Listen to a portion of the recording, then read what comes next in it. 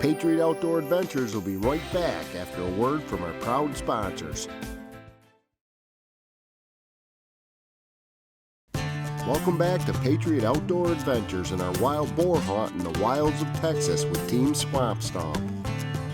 You were saying about some creek swamp or creek bottoms and stuff? Yeah, so basically these hogs like to travel with water. So any kind of creek or river and that sort of thing, as it gets warmer down here, they're going to be traveling with that.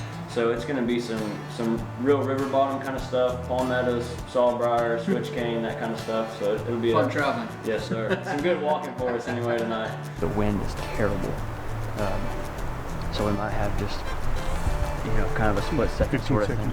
Yeah, if they start to wind us, we're not going to have time to talk about like, okay, you shoot the one on the right. Just get one on your side. Don't shoot until I count us down. But if they're just standing there eating, then we'll be able to talk about like, all right, second big one to the right, you take this one. We'll I'll shoot his red hood off, things like that. Yeah. But otherwise, if we have to set up fast, just get on one on your side and wait for my countdown, and we'll be good to go. Roger that. All right, guys, let's roll. Now, what was your impression then when we first walked up to that first hog? Oh, that was amazing. That was a big one. I was kind of surprised. I mean, I've taken several hogs down here with other vets and stuff, and that's definitely one of the big ones we've seen. Yeah, I expected, groups of, the females and the little piglets, and to see that size of a hog for the first one, that was exciting.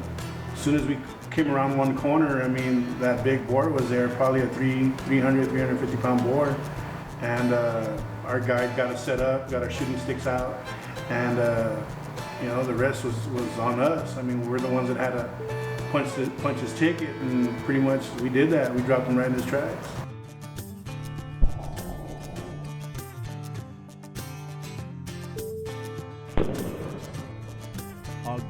Hog down. Yeah, that was one of the good things. Like I said, we didn't have to go trapping any animals tonight. They all went down really good for us. Good, ethical, clean hits. Oh yeah. It's different. I'm not used to hunting at night, and the little experience I did have hunting at night, we basically would just, spot and stalk and shoot too, but not with a thermal scope. The equipment was amazing. I was kind of leery, if we'd even see pigs because the wind was gusting 15, 20 miles an hour. So had my hopes high. Oh, it was amazing.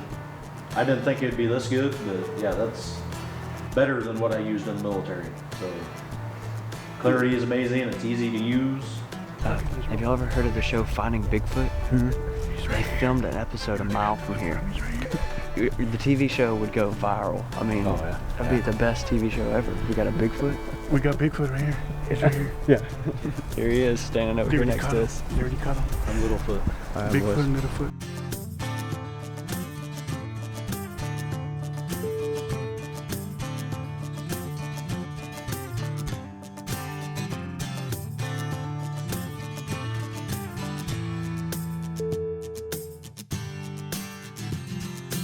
Well, we were walking on a wide open trail, and the guy kind of stopped us. He's like, I think I see something over in the brush. And he went up, got up on a tree and looked back in the brush. Come back and said, hey, there's a couple hogs back here.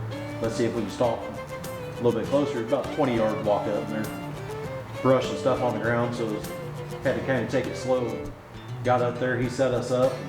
He just had a real narrow window to see it. Got the thermal set up, sitting there looking, and they moved, and we had to, wait for them to stop moving. Then there's just a narrow window. It worked out perfect.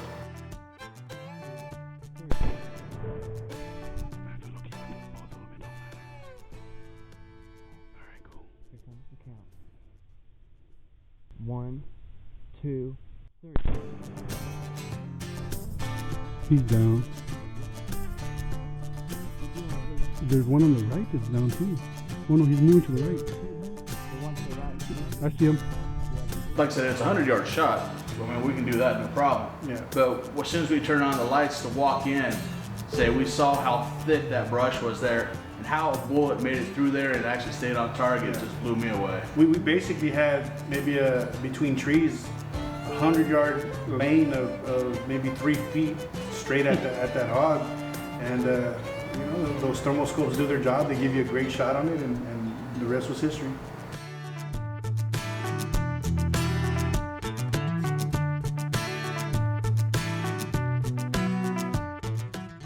we all have been hearing, like I said, about the area down through Texas and stuff, maybe Oklahoma and other places being completely overrun with these hogs and stuff. What type of damage do they actually do? Sure, well that's actually how we find a lot of our properties that we hunt on, is folks that are just having hogs come into mostly hay fields around here. We don't have too many crops. They come in and they're rooting for especially any sort of plant root that's a thicker root, you know, that'll hold some moisture. Also grubs and worms, beetles, things like that. But it leaves the soil where you can't mow, you can't drive a tractor on it without getting beat around. And it can just destroy a hay field, you know, in a matter of a night or two. Well, and that's the primary reason that they're wanting people to harvest them as much as they are, is because of just the sheer number of acres that are being torn up and the loss of funds and stuff for the farmers and everything. Yeah, not to mention the guys that are whitetail hunting around here get their feeders torn up, and you know all the damage there too. So they're definitely a problem, and multiply faster than we can kill them. Yeah, that's a big thing. They multiply so fast. They don't just have 1 or 2 in a litter. Say there are 10, 12 that are coming out at a time.